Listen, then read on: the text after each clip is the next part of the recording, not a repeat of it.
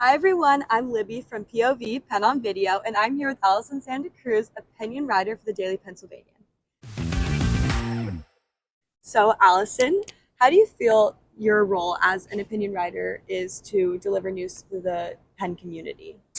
I think that being an opinion writer has been like one of the most fun and rewarding parts of my college career. And I think the way that I've approached it is kind of just like having conversations with different people on campus and figuring out what people care about. Because obviously, as an opinion writer, I care about like my own opinion, but I also want to know what other people are talking about and why I think it's important.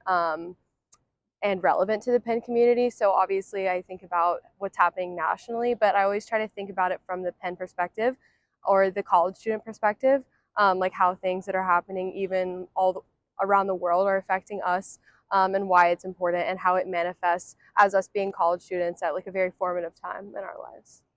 Okay, so you've also chosen to write about some pretty complex issues like the overturning of Roe v. Wade, social media and the Israel Palestine conflict, and political divisions between young men and young women. Why do you choose to write about such complex issues, and what do you hope that your readers get out of it? I think that especially now, being that a lot of us are just becoming voters, I think that politics has always been something that's very important to the young population. You like activists have always known in American history to be sort of college age because we're young, we're learning so much, and so I think inherently all of us care about politics a lot.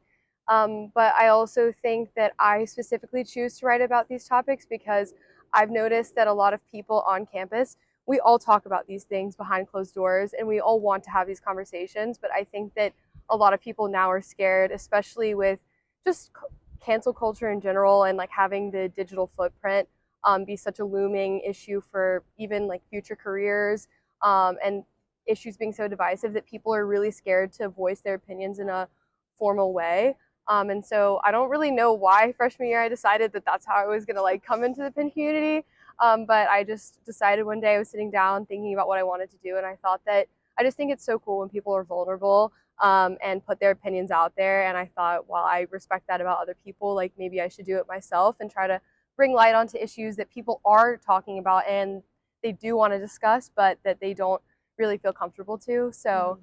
yeah, and I just think it's so cool when I get like emails from alumni or professors or even other students. Like, I remember this guy came up to me one time and I have never met him before, and he was just like, I think I recognize your picture from like the bottom of your column, but thank you so much for writing this article about, it was the social media one about the Mhm. Israel Palestine conflict, because he was like, I felt so stressed about the fact that I don't post on social media about it, even though it's something that weighs really heavily on my mind. And like your article made me feel really validated, and that like even one of those comments for like all of the articles that I've written makes it so worth it to me that it's something that other people can read and feel like it resonates with them. Yeah, that's awesome. And then stepping out of the pen lens, I guess, Mm-hmm. how do you view journalism as a part of our democratic society, and also how do you think that voters should engage with journalism from across all industries for the upcoming election? I think that the role of journalism is supposed to be that it seeks out truth and Mhm. illuminates that for um, voters and just anyone who forms part of the American like civic community. I do think that that has shifted a lot now that we have, people. There's constant stream of fake news or misinformation and disinformation, which clouds it so much more, and people don't even really trust what they're seeing in journalism anymore, which makes me sad, obviously, because I think that that's such a beautiful part about journalism. It's supposed to be sort of like a check and balance on the entire government, and I think that's like it's kind of what broke like the Watergate scandal, and it keeps even our highest officials, keeps them accountable for how they act and if they're truly serving the public or not. So I think that that has like always been the root of journalism, and I think there's plenty of journalists out there who still constantly seek to illuminate truth. But I just think that now the media landscape has changed so much that really anyone can kind of be a journalist. Mhm. Like anyone can post anything online, and anyone can frame it as being truth. And then, of course, with AI as well, it's just really complicated what the journalism landscape looks like as a whole. But I think that anyone who's truly passionate about journalism would say that the purpose of it in a democratic society is to bring truth to the forefront and help keep the citizenry engaged and knowledgeable about what's going on, not only within the US, but worldwide as well, because really it's our only way of knowing about what's going on in other parts of the world. So I find that like to be the most powerful thing about journalism. And of course, it's upsetting that it's kind of not really in that state right now. But I think that, you know, there's always going to be people working to keep that part of journalism alive and well. And so I have hope for the future that like something will change and we'll figure out a way for journalism to serve again in the way that it used to. And then you had a second part of your question. Like, and voters should keep in mind. Oh, yes, yes. And I definitely think that voters should keep that in mind. I know that it's like, it's hard to when you get so much like just honestly aggravating types of like material online, and like you turn on any one of the broadcasting shows and they're just like honestly making fun of the other candidate in a way that really alienates anyone who thinks differently than them. So I think that voters should be mindful of where they're getting their news from. There's plenty of news sources that aren't divisive and don't have like viewership numbers in mind as much as like Fox News does, for example. Like they literally have a lawsuit against them about this exact problem. So I think that like AP or NPR even, and always keeping in mind to look at different types of news sources such as like Wall Street Journal, New York Times is like a classic kind of either or situation. And also just be mindful of like how much they're consuming every day. That's good advice. And for our last question, I'm going to quote you. So in your most recent article, you say, "I don't understand young men's support for building the wall, criminalizing abortion, or Trump tax cuts. But I want to, and we need to. We are so obsessed with changing each other's minds that we forget we need to first understand why people may think differently and feel differently than us." How would you encourage viewers watching this video to raise political topics with their peers and engage in respectful and meaningful dialogue?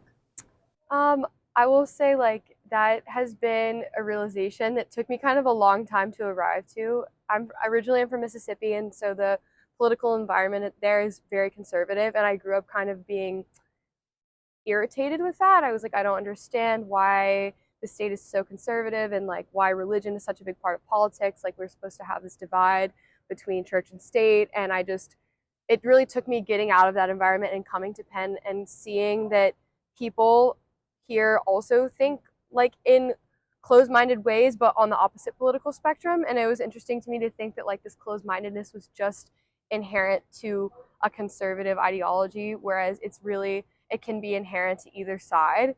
That's kind of what made me realize that people have life experiences and perspectives that cause them to think a certain way, and that has nothing to do with what kind of person they are and like how much they love their friends and how great of a person they are. Like I think we so now intertwine people's politics with the quality of person that they are, and while it is easy to kind of fall in that mindset to think, well, if they don't believe in this, then I can't be friends with them. I think that that's just so dangerous, especially since this is a really close election. So we're talking about alienating half of the US, basically, either side, which is just absurd to think that that's how people genuinely think about politics. Well, I can't be friends with half of the entire American population, when in reality, you don't know why people vote in certain ways. Like, I always think about it like, maybe if I lived on a rural farm in Montana or Wyoming, I would really, really care about like gun control, but like protecting my rights, because this is how I sustain my livelihood, and this is how I can ensure that like my farm works and that I can protect people who live around me. Like there's just so many different types of life that people live in the US because it's so big. There's like 330 million people, and everyone has a unique story. So I think that's the most important thing to remember going into this election and having these conversations with people at Penn, because we have such a lucky opportunity of being in a school like this that draws people from not only all over the country but the world. And it would just be such a missed opportunity to reduce people and like get mad at them for thinking differently than you. Yeah. So people watching, put yourselves in your neighbor's shoes. Ask them what they're thinking. Yes. That's all we have for you. Thank you guys so much for watching. Thank you, Allison. No, thank you. Bye.